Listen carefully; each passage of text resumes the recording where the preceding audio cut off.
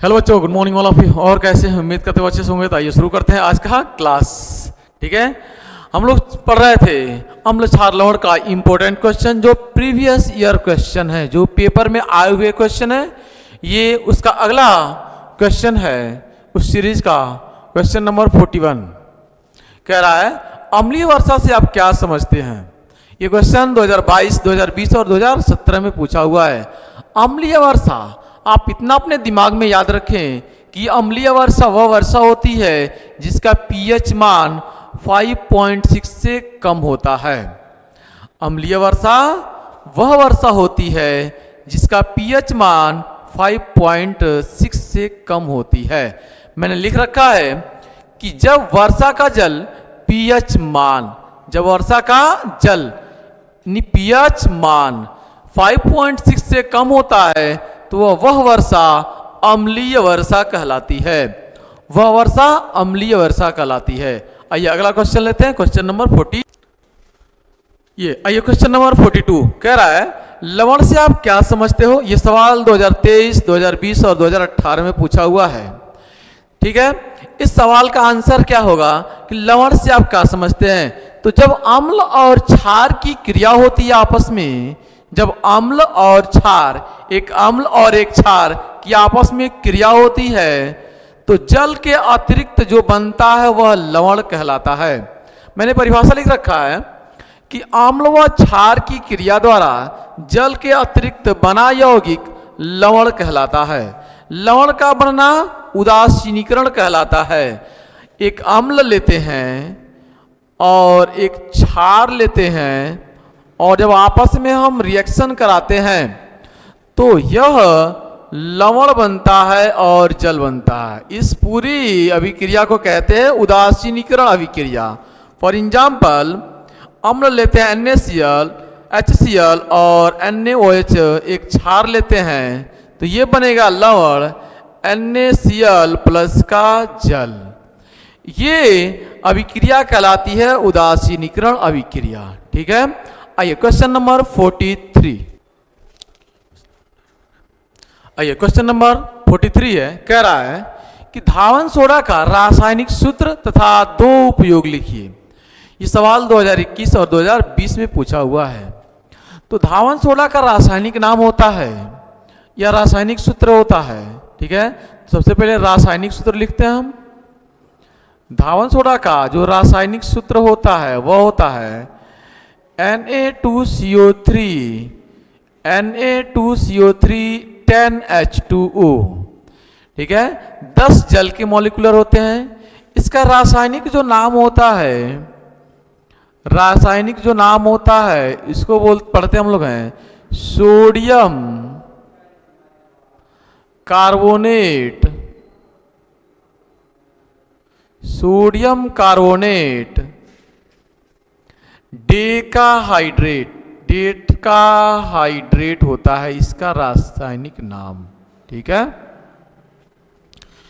इसका रासायनिक सूत्र होता है Na2CO3 × 10H2O। रासायनिक नाम होता है सोडियम कार्बोनेट डेकाहाइड्रेट। अगर इसके दो उपयोग की बात करें तो ये जो इसका उपयोग होता है वह होता है जल की कठोरता को दूर करने में, जल की कठोरता को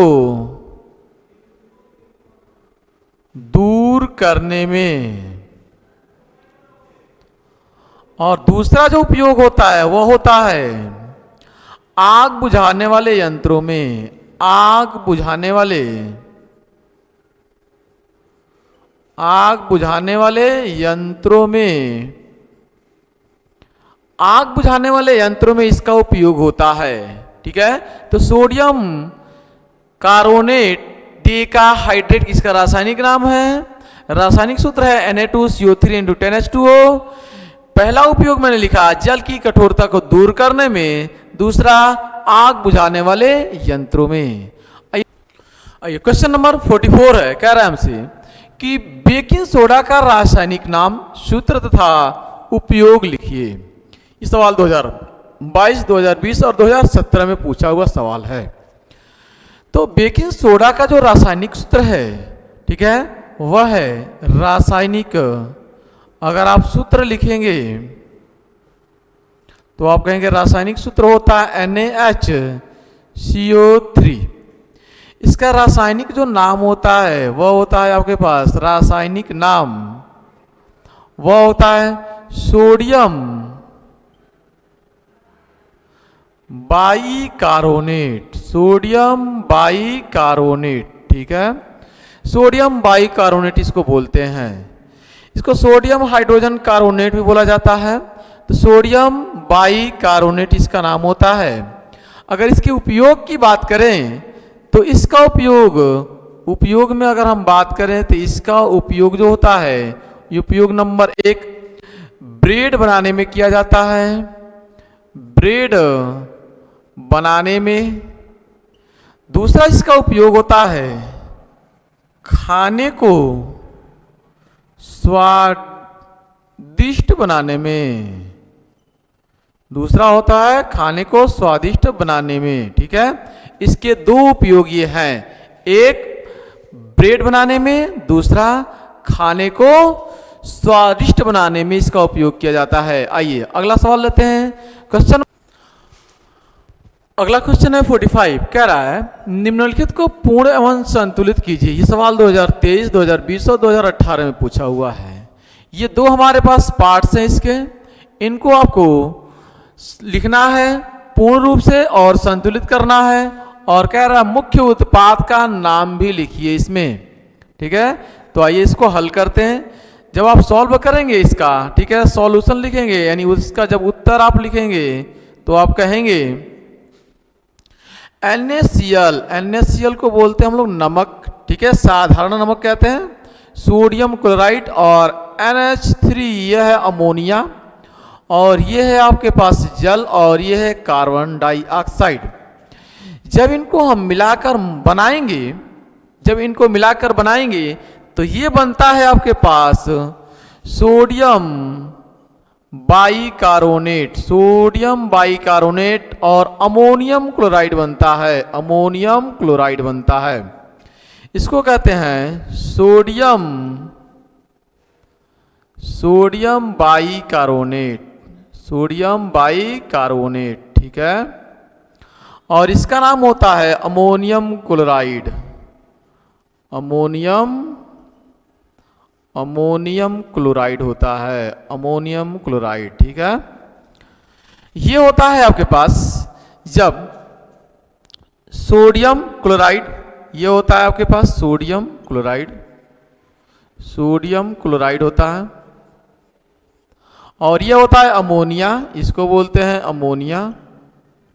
और इसको बोलते हैं हम लोग हैं जल, और इसको बोलते हैं कार्बन डाइऑक्साइड, ठीक है। ठीक, ये है आपके पास दूसरा इसका पार्ट। ये तो पहला हुआ था, दूसरा देख लीजिए आप। दूसरा कह रहा है कैल्शियम हाइड्रोक्साइड को आप क्लोरीन से क्रिया करा रहे हैं, तो क्लोरीन से जब क्रिया कराएंगे तो ये बनता है ब्लीचिंग पाउडर CaOCl2, ठीक है। ब्लीचिंग पाउडर CaOCl2 बनता है, और H2O बाहर निकलता है। यहाँ से H2O बाहर निकलता है। यहाँ से एक हाइड्रोजन, दो हाइड्रोजन है और एक ऑक्सीजन बाहर निकल जाता है। इसे हम कहते हैं कैल्शियम हाइड्रोक्साइड।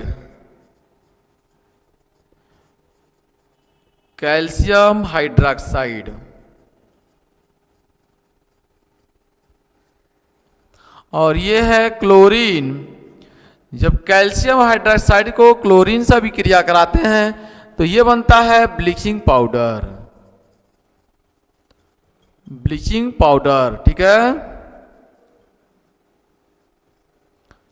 विरंजक चूर्ण के नाम से जानते हैं इसको हम लोग, क्या जानते हैं? विरंजक चूर्ण के नाम से जानते हैं। और ये है आपके पास जल, ठीक है। तो ये इसमें मुख्य उत्पाद है आपके पास, ये इसमें मुख्य उत्पाद हैं। जब आप सोडियम क्लोराइड को अमोनिया, जल और कार्बन डाइऑक्साइड से क्रिया कराते हैं तो आपको मिलता है सोडियम बाइकार्बोनेट, ठीक है। सोडियम बाइकार्बोनेट या सोडियम हाइड्रोजन कार्बोनेट कहते हैं इसको हम। और अमोनियम क्लोराइड मिलता है। इसमें जब कैल्शियम हाइड्रोक्साइड को क्लोरीन से क्रिया कराते हैं तो ब्लीचिंग पाउडर या इसको विरंजक चूर्ण के नाम से जानते हैं और जल बनता है।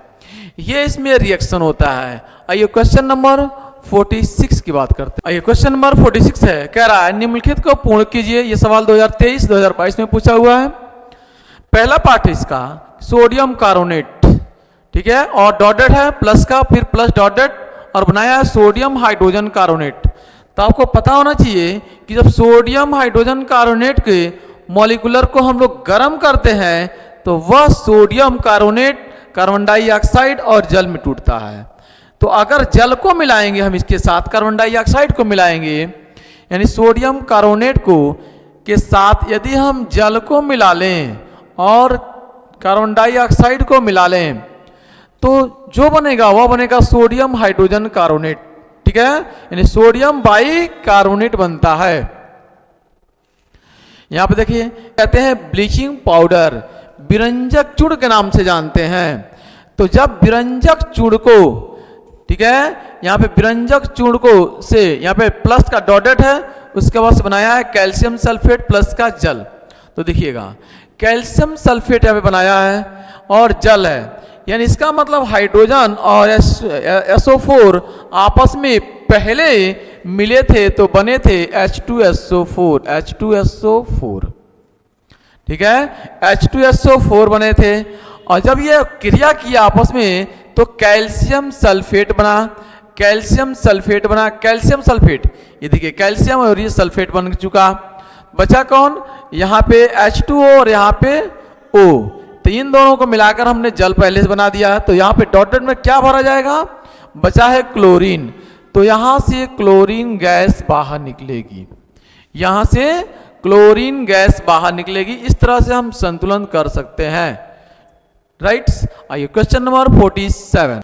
आइए क्वेश्चन नंबर 47 है, कह रहा है निम्नलिखित अभिक्रियाओं की संतुलित समीकरण लिखिए। ये सवाल 2023, 2020 और 2019 में पूछा हुआ है। पहला पार्ट है तनु सल्फ्यूरिक अम्ल दानेदार जिंक के साथ अभिक्रिया करता है। दूसरा पार्ट तनु हाइड्रोक्लोरिक अम्ल एल्युमिनियम चूर्ण के साथ अभिक्रिया करता है। आइए जब उसका आंसर लिखेंगे, आप उत्तर लिखेंगे पहले का, तो आपको सिर्फ संतुलित रासायनिक समीकरण लिखना है। तो तनु सल्फ्यूरिक अम्ल, सल्फ्यूरिक अम्ल का सूत्र होता है H2SO4, लेकिन आप ये है क्या, तनु है, ठीक है। तनु का मतलब जो विलयन है वह पतला है। दानेदार जिंक, यानी जिंक जेडन से अभिक्रिया कराइए आप। तो जब अभिक्रिया करेगा तो आपको पता है कि रिएक्टिविटी सीरीज में, सक्रियता श्रेणी में, ये जिंक इस हाइड्रोजन को यहां से विस्थापित करके अपने स्वयं स्थापित हो जाएगा, यानी ये बन जाएगा जिंक सल्फेट और हाइड्रोजन गैस को बाहर निकाल देगा, ठीक है, हाइड्रोजन गैस को बाहर निकाल देगा। ये ऑलरेडी समीकरण संतुलित हो गया है, क्योंकि हाइड्रोजन यहाँ पे दो, हाइड्रोजन यहाँ पे दो। इन्हीं अभिकारक पक्ष और उत्पाद पक्ष में आप देख लीजिए, हाइड्रोजन दो, सल्फेट सल्फेट, जिंक और जिंक, ठीक है, एक एक है। दूसरा इसका पार्ट्स है तनु हाइड्रोक्लोरिक अम्ल, हाइड्रोक्लोरिक अम्ल को बोलते हैं HCl, इसको कहते हैं हाइड्रोक्लोरिक अम्ल। ये कैसा है, तो तनु है। किससे क्रिया कर रहा है, तो एल्युमिनियम के चूर्ण से, यानी एल्युमिनियम से हम क्रिया कराएंगे। तो जब एल्युमिनियम से क्रिया कराएंगे तो एल्युमिनियम भी ज्यादा रिएक्टिविटी सीरीज में, सक्रियता श्रेणी में ये भी ऊपर है, ये भी हाइड्रोजन को विस्थापित करेगा और स्वयं स्थापित हो जाएगा। एल्युमिनियम क्लोरीन से क्रिया करेगा तो एल्युमिनियम क्लोराइड बनेगा और हाइड्रोजन गैस को यह भी क्या करेगा, बाहर निकाल देगा, ठीक। अब संतुलन भी करना हमको है, तो देख लीजिए आप अभिकारक पक्ष और उत्पाद पक्ष में, यहाँ पे हाइड्रोजन अकेला है, यहाँ पे हाइड्रोजन 2 है, ठीक। अब देखिए यहाँ पे क्लोरीन 1 है, यहाँ पे क्लोरीन 3 है, ठीक है। यहाँ पे एल्युमिनियम 1 है, यहाँ पे एल्युमिनियम 1 है। तो आप बैलेंस करिए, तो यहाँ पे देखिए 3 है क्लोरीन, क्लोरीन 3 है, क्लोरीन 3 है। अगर आप 3 से यहाँ पे गुणा करेंगे, ध्यान से सुनिएगा, 3 से आप गुणा करेंगे तो हाइड्रोजन यहाँ पे 3 हो जाएगा और 3 और इधर कितना है, 2 है, इधर 3 हो जाएगा, इधर है 2। इसका मतलब कुल मिलाकर यहाँ पे 3 है और यहाँ पे 2 है, तो इन 3 दूना 6, तो इससे बनाना पड़ेगा हमें 6। यहाँ पे 6 से गुणा करना पड़ेगा और यहाँ पे 3 से गुणा करना पड़ेगा, तब ये 3 दूना 6 और ये 6 दोनों बराबर हो गए। हाइड्रोजन इधर भी 6, हाइड्रोजन इधर भी 6। अब देखिए क्लोरीन यहाँ पे 3 है, तो यहाँ पे ठीक है, क्लोरीन कितना है 3 है, यहाँ पे 3 है और यहाँ पे 6 है, तो यहाँ पे 2 से गुणा कर दीजिए क्लोरीन को, तो क्लोरीन 3 दूना 6 बन जाएगा। एल्युमिनियम 2 हो गया, तो 2 को यहाँ से गुणा कर दीजिए। यह है बैलेंस समीकरण। ठीक है, यह है आपके पास केमिकल रिएक्शन, ठीक है, का बैलेंस केमिकल इक्वेशन। ठीक है, संतुलित समीकरण। ठीक है, बैलेंस इक्वेशन। आज के लिए इतना। ठीक है, अगर आप चैनल पर नए हो तो चैनल को सब्सक्राइब कर लीजिए, बेल आइकन को प्रेस कर लीजिए और हमारे साथ आप जुड़िए। कंप्लीट आपको वह क्वेश्चन हम करा रहे हैं जो सब के सब बोर्ड में आए हुए हैं। ठीक है, thanks for watching this video. जय हिंद, जय भारत।